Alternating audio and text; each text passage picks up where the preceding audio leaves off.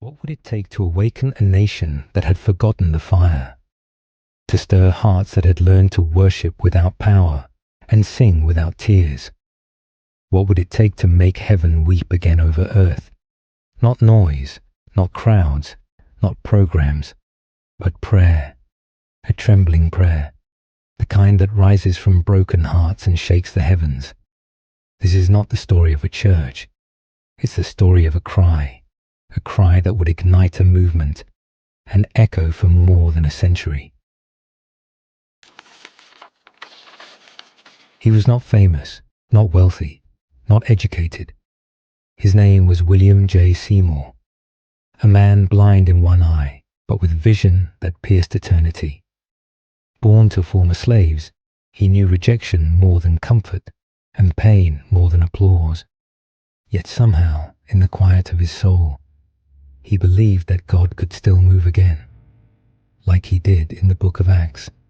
So when he heard about the baptism of the Holy Spirit, he wanted it. He wanted everything heaven had to give. But in Houston, Texas, the color of his skin meant he could not even sit inside the classroom where the word was taught. So he sat in the hallway, Bible open on his knees, listening through the doorway. He wasn't angry, he was hungry. And that hunger became the spark. In 1906, he arrived in Los Angeles, poor, quiet, carrying nothing but faith and a small suitcase. He preached his first sermon about the Holy Spirit and was locked out of the church the very next day. No money, no place to go, just a message burning inside him. So he went where rejected people often go, to a home, a small wooden house on Bonnie Bray Street. There, a few believers gathered in living room prayer meetings. They prayed long, they prayed deep, they prayed desperate. No stage, no lights, just hunger. And one day, hunger was answered. April 1906. They were praying, as they always did. Faces to the floor, hands lifted, voices trembling. Then suddenly, the air changed, and the room was filled with the Holy Spirit. Then another, and another. They began to speak in tongues. Some cried, some shouted. Others fell to their knees in awe. The sound of revival spilled into the streets. Neighbors gathered, curious, then convicted. The porch of the house broke under the weight of the crowd, but no one stopped. They just moved outside, because heaven had come down, and no room could contain it. The meetings grew so large they moved to an abandoned stable at 312 Azusa Street. The floor was dirt. The seats were wooden crates. The pulpit was 2 boxes stacked together.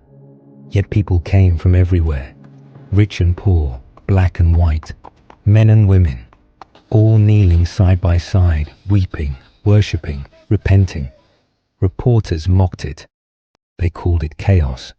But those inside called it glory. The blind received sight.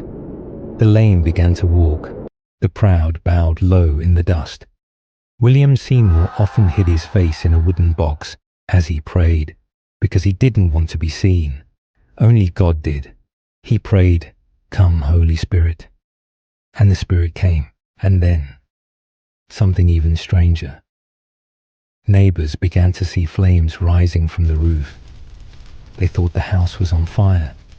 The Los Angeles Fire Department rushed to the scene, expecting smoke and ruin.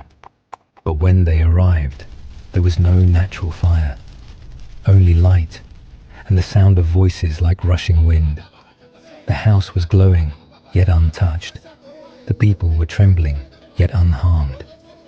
It was the fire of God, burning without consuming. The same fire that fell in Acts had fallen again on Bonnie Bray Street. Day after day, night after night, for years, and from that humble stable, the flame spread to the nations. But every fire tests what it touches. As revival spread, so did pride, jealousy, division. Some who once prayed together began to turn against each other, and slowly the crowds began to fade. Yet Seymour kept kneeling, kept praying, even when the building grew silent. Those who passed by the mission at night said they could still see him inside, alone, whispering, weeping, "Lord, don't let your fire die." He never became rich. He never became famous. He just became empty enough for God to use.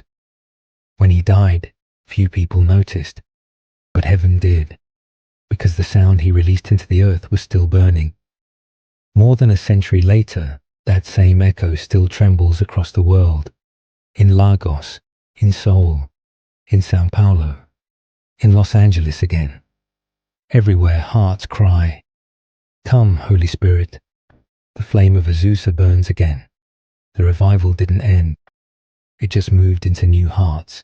It moved into churches, homes, secret prayer rooms, and unknown worshippers who still believe that God can come close, because the prayer that began on Azusa Street was never finished.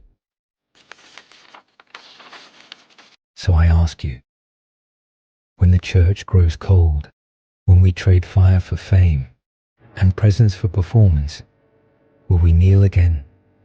When prayer becomes rare and pride becomes normal, will anyone still whisper, "Come, Holy Spirit"? The echo is waiting, not from history, but from heaven. It's not a story to admire. It's a sound to continue.